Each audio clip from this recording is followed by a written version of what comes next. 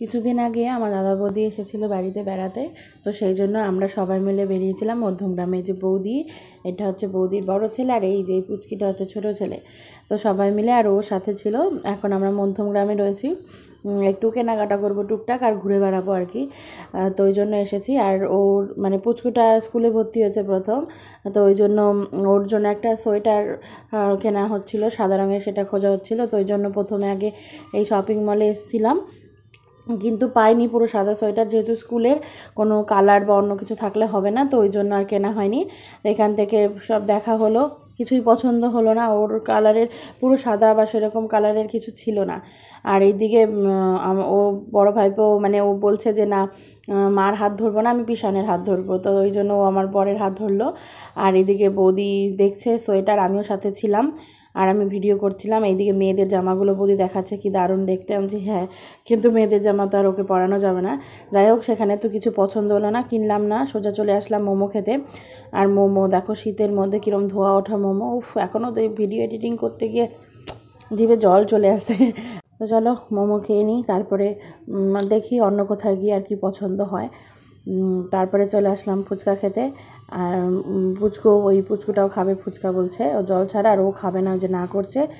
এমনিতেও মানে ওকে ওর মা বলছে যে শুকনো খাও, তাও খাবে না, কারণ ওর পেটের সমস্যা। ও কিছুদিন পরে আবার ডাক্তার দেখাতে যাবে, ওই জন্যই আর কি ওকে দেওয়া হলো না ফুচকা। তারপরে সোজা চলে আসলাম এই যে এই দোকানটায়। এই দোকান থেকে একটা জলের ফ্লাক্স নেবে বৌদি, আমাদের চেনা পরিচিত। তো এই দোকানটায় বৌদিকে নিয়ে আসা হলো। এবার চলো দেখি কোথায় যাওয়া যায়। তারপরে আবার ঘুরতে ঘুরতে চোখ পড়ে গেল টেস্ট অ্যান্ড বাইটের এই কেকের দোকানে। এখানে আমরা পেস্ট্রি খাচ্ছিলাম, মানে খাবো, কে কোনটা খাবে ওদের বলা হচ্ছিল কোনটা খাবি তোরা দেখ, তারপর সেই বুঝে বের করা হচ্ছিল। এবার খেয়ে দিয়ে এখন সোজা যাবো বাড়িতে। আর কি কেনাকাটা করলাম সেটা বাড়িতে গিয়েই তোমাদেরকে দেখাচ্ছি। আর এখানে ওকে বলছে বাড়িতে গিয়ে খাবি, বলছে না আমি এখানেই খাবো। আমি বলছি ভালো, বলছে হ্যাঁ খুব ভালো। ওই দেখো ও খাচ্ছে। তো চলো বাড়িতে যাওয়া যাক। বাড়িতে চলে এসেছি। আর এই দেখো এই কুর্তিটা আমি নিয়েছি, আর মাকে দেখাচ্ছিলাম। মা বলছিল তোর হবে তো? আমি বলছি হ্যাঁ অবশ্যই হবে, দেখো ভালো করে।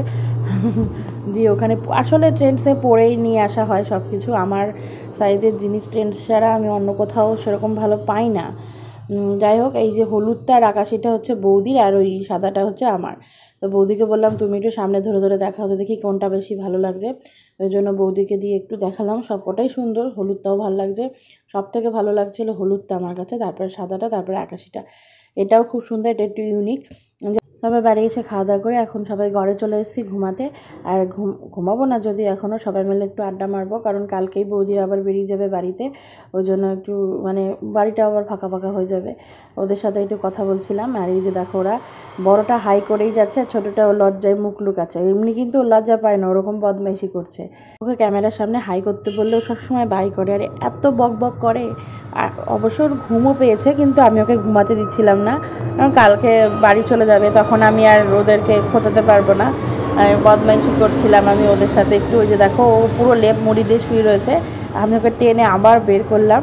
আর খুব কটকট কটকট করে, মানে এত পাকা পাকা কথা বা কী বলবো। আর আরও ভিডিওটাও করে রাখলাম, যে ওরা বাড়ি চলে যাওয়ার পর আবার দেখতে পাবো। এই দুদিন ধরে এই পুচকুটা যা বক বক করেছে, মানে কালকে বাড়ি চলে যাওয়ার পর যে কি খারাপ লাগবে। তো চলো যাই হোক, কি আর করা যাবে, বাড়িতে ওরা যাবেই। আজকের মতো ভিডিওটা এই পর্যন্তই, টাটা।